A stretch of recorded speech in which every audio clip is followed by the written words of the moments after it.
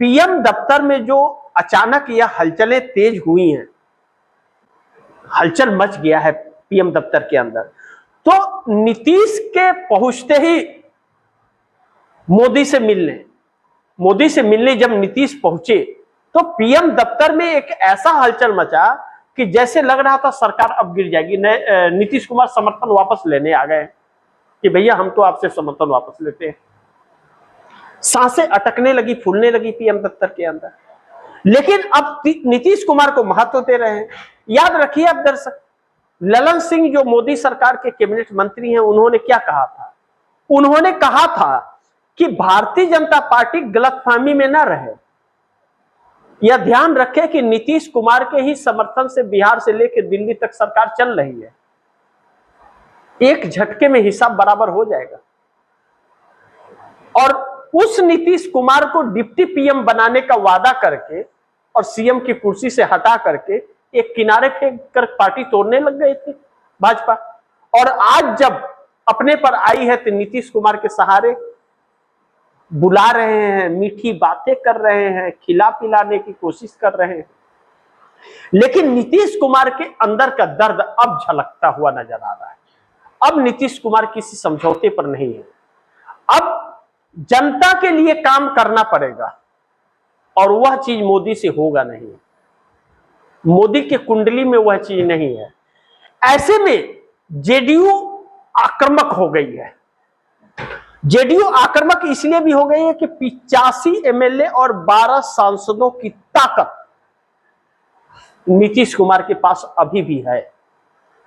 और नीतीश कुमार ने अगर समर्थन वापसी का ऐलान कर दिया और समर्थन वापसी होने लगा, विचार विमर्श, तो बिहार सरकार भी सम्राट चौधरी की सरकार गिर जाएगी बिहार में, और केंद्र में भी मोदी के लिए संकट बन जाएगी।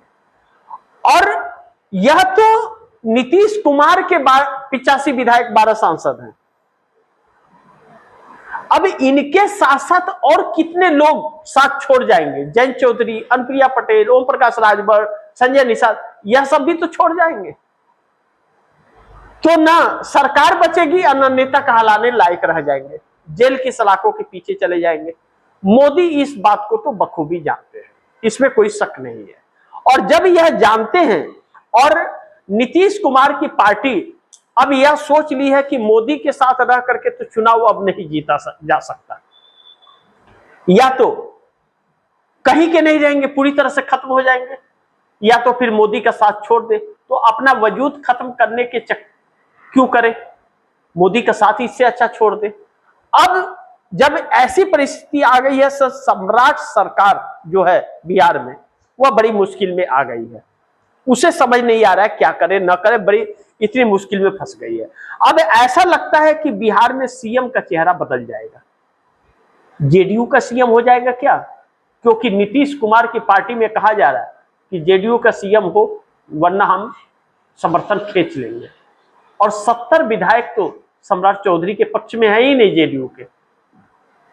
ऐसे में एक संकट के दौर से गुजर रही है भारतीय जनता पार्टी। लेकिन सीएम का चेहरा बदलेगा या पीएम की हो जाएगी विदाई? छात्र आंदोलन ने तो राजनीति की तस्वीर बदल दी है और साफ कर दिया है कि भैया अब आनाकानी नहीं चलेगा।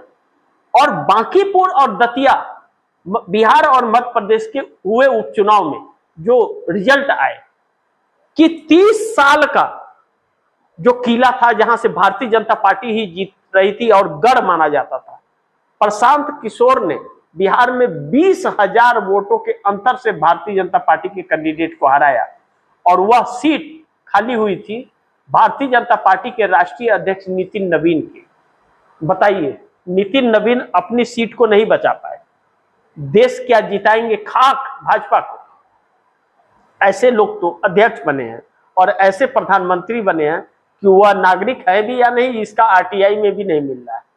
लेकिन दूसरी तरफ मध्य प्रदेश के अंदर दतिया में कांग्रेस की जीत हुई, भाजपा हार गई, जनता ने फिर अस्वीकार कर दिया। गुजरात में कड़े टक्कर के बाद भाजपा का प्रत्याशी किसी तरह से उपचुनाव जीता है, वह भी बहुत कम वोटों के अंतर से, पिछले बार के मुताबिक इस बार वोट बहुत कम मिले और हार जीत का अंतर बहुत कम रहा है। ऐसे में छात्र आंदोलन फिर एक बार जन्म लेता हुआ नजर आ रहा है, और जब छात्र आंदोलन एक बार फिर जन्म लेता हुआ नजर आ रहा है तो मोदी की रातों की नींद उड़ गई है और कुर्सी खसकती हुई नजर आ रही है। बाकी आप दर्शक क्या सोचते हैं? आप दर्शकों की क्या राय है, क्या सुझाव है, कमेंट बॉक्स में जरूर दीजिएगा। इस खबर को ज्यादा से ज्यादा शेयर कीजिएगा, अपने दोस्तों को भी कहिएगा आगे शेयर करें। और आपने टीवी टेबडी न्यूज 24 को सब्सक्राइब नहीं किया, सब्सक्राइब कर लीजिए, अपने दोस्तों को भी कहिएगा सब्सक्राइब करें। मिलते हैं अगली खबर के साथ, तब तक के लिए नमस्कार।